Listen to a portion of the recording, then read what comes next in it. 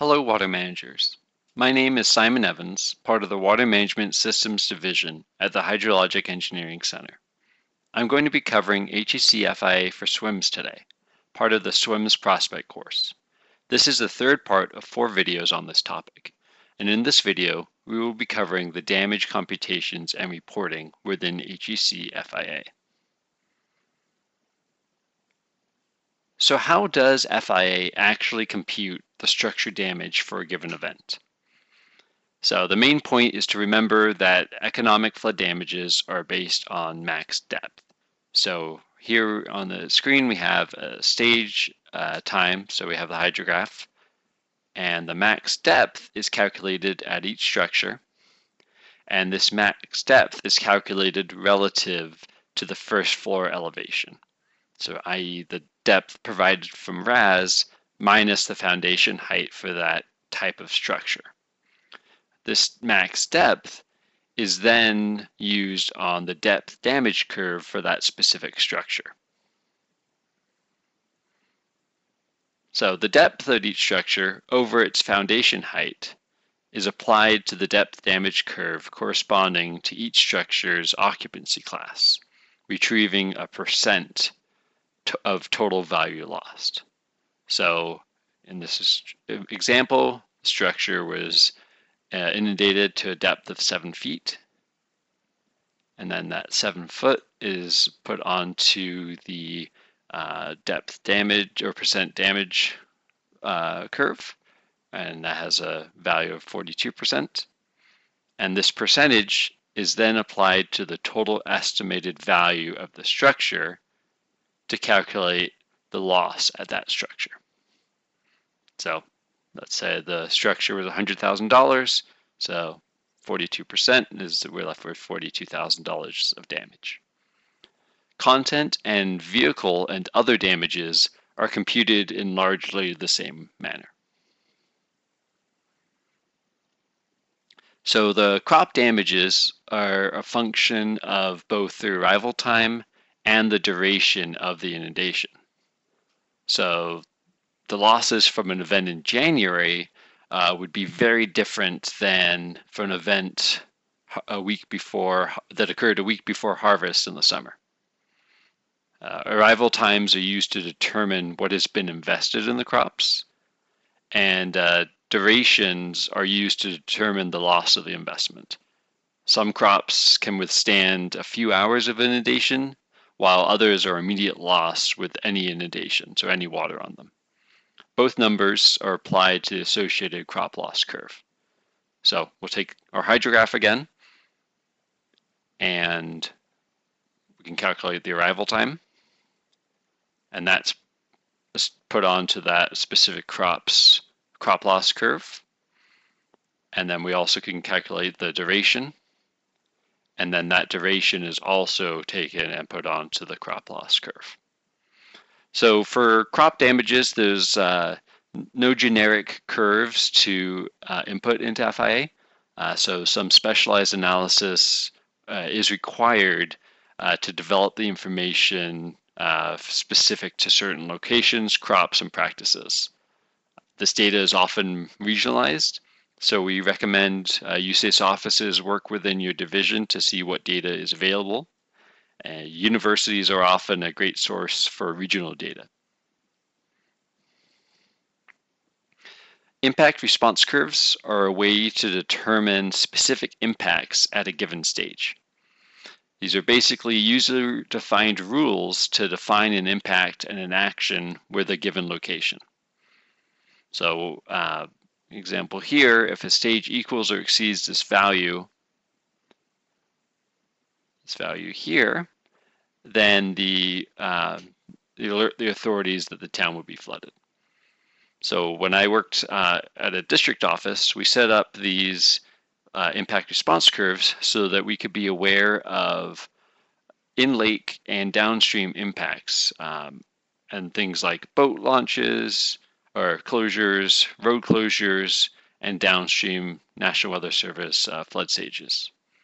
So we found it convenient to have all the potential impacts from a forecast listed in one place within the model instead of having 5 different sources you had to cross-reference, from websites to printed copies. So it's a way to have everything in one spot. So it's threshold and then the arrival time, and if you exceed that threshold, FIA will list it in the output. Rules can also be for either water exceeding or falling below a threshold. So it can be important to know when a threshold is on the falling end so you can reopen a road or reopen a boat launch if it had been inundated. And the impacts and actions can be whatever the user wants, so there's a lot of flexibility here. And each time the threshold is passed, the rule is recorded and viewable in the impact response output report, which we'll look at a little bit later on. Some impacts and actions get repeated, but the forecasted timeline of those actions may be useful. And then one of the FIA outputs is a summary table showing when the thresholds defined for each location get crossed. So you kind of have everything in one spot. So for this, in this example, we have a hydrograph with a threshold, and you can see that it actually occurs multiple times. So we hit that threshold when we're on a rising limb of the hydrograph twice, and then we also hit that threshold twice on the falling limb. And the impact response impact editor will let you know what those timings are. So why are there different FIA methodologies and different types of data sources accepted? So HEC-FIA was designed for flexibility and scalability. So FIA allows for multiple watershed configurations, and you can see in that image there kind of what the configurations could be within an FIA model, and also allows for different inundation configurations. So you can have configurations that have cross-section input from RAS or gridded data. And we talked about in the previous lecture, like those different input sources. And it's fast and easy to reassemble FIA alternatives from the various component pieces. So you can, once you have a structure of inventory, you can easily assign it to different watershed configurations, and same thing with impact response data or data from RAS. And you can kind of adjust that to fit the needs of your individual project. So this all provides flexibility to run different model sequences and alternatives, but still compute those damages. So one example could be to run a SWMS forecast that does not include HEC RAS, but generates impact response reports based on HMS or ResSim output at specific CCPs. It's fast to run and possibly all that is needed for situations with minor consequences. So maybe it's not a big flood event, but the water manager might still be interested to know when the campground would be closed. Or you can run a forecast, a SWMS forecast that includes unsteady flow HEC RAS model and compute flood damages, agriculture damages, and impact response within HEC-FIA. And that would use a gridded and cross-section model. And so this graphic here kind of shows how there's a complicated watershed and you can have different inputs to calculate different types of damages throughout. So within SWMS, there is a concept called for model linking, and this is how data is passed between the different models within a forecast. And so for FIA, the model linking editor manages those inputs. So the FIA plugin to the CAVI tells the CAVI what inputs are required for the FIA alternative. And then in turn, other model plugins tell the CAVI what outputs they provide. And then FIA can link to those as FIA's input. So a key point here is if you're familiar with the SWMS model linking, is that RAS behaves a little differently than HMS or ResSim, and it's important to make sure that the RAS alternative has been computed from the base watershed, and this allows FIA to link to the output. So make sure to run the RAS alternative prior to setting up model linking. The FIA alternative in this example needs a depth grid to compute damages and also requires a depth times velocity and arrival grids, and these are used for the life loss calculations. So you can see in the image here that the first three locations in the model linking editor link the arrival time, the depth, and then the depth times velocity. Also in this example, the FIA alternative needs hydrographs at 3 cross-sections to produce impact response reports. And none other cross-sections were represented in FIA, just need the 3 locations. If this was a grid-only FIA model that just computed damages, you'd only have one location on this table. It would just be the max depth. And also the output from each model in a forecast carries a slightly different F-part in the path name. So depending on the model order and what model alternative key, it would have a slightly different F-part for the end of it in the SWMS path name.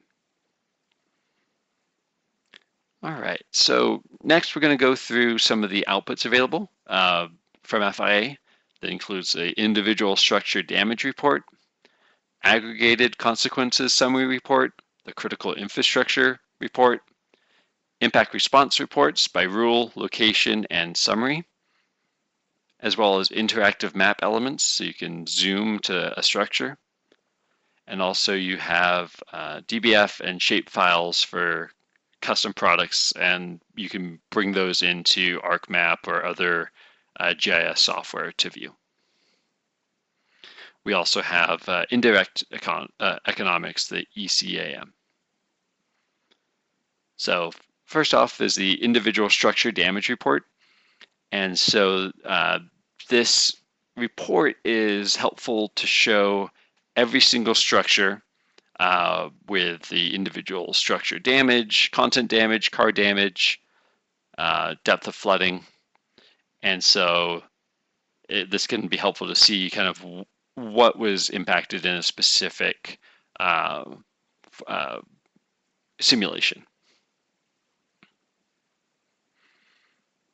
The aggregated consequence summary kind of takes that individual structure and kind of groups those by different boundaries. So you can, within FIA, put in different polygons representing states, counties, impact areas, and then you can view those here in the aggregated consequence summary.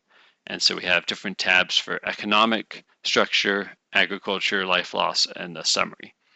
So we can kind of step through those. So economic looks kind of at the structures, content, etc. by county in this case. The aggregated, or if we look at the structure tab, we're looking just at the number of structures flooded per impact area. For agriculture, we get both total crop damages and acreage.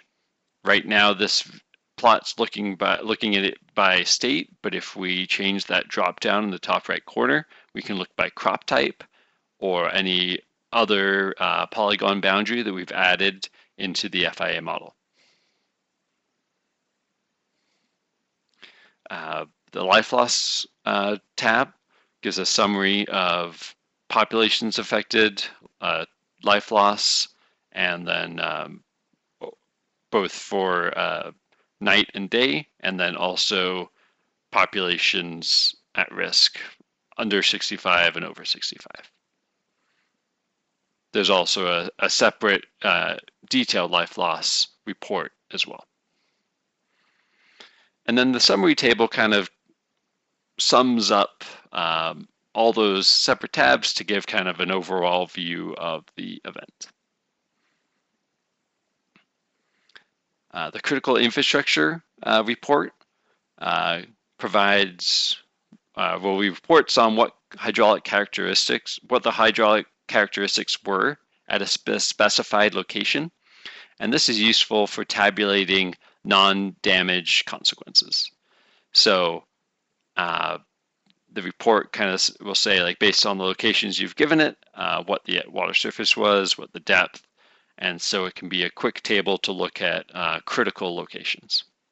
This is often used for bridges, schools, power plants, hospitals to give, and this information could be given to given by the water managers to the emergency office.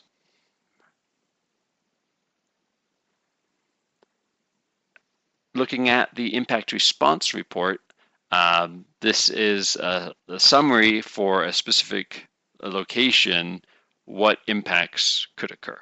So for this one, we're looking at the Luke gauge, and if the water surface reaches the 95 or 954.72, then the impact is listed there. And for this, portions of the road may be affected, and water would approach a school. And then they also can list a response. This is the ECAM, the Indirect Economics Report, and it shows the labor impacts and the output in dollars of production not produced due to an event. So, for example, people working many types of occupations will be unemployed after a flood, and output decreases across most sectors. Some sectors can actually show increases, and in this slide you can see that in the power generation, and the power generation category actually increased.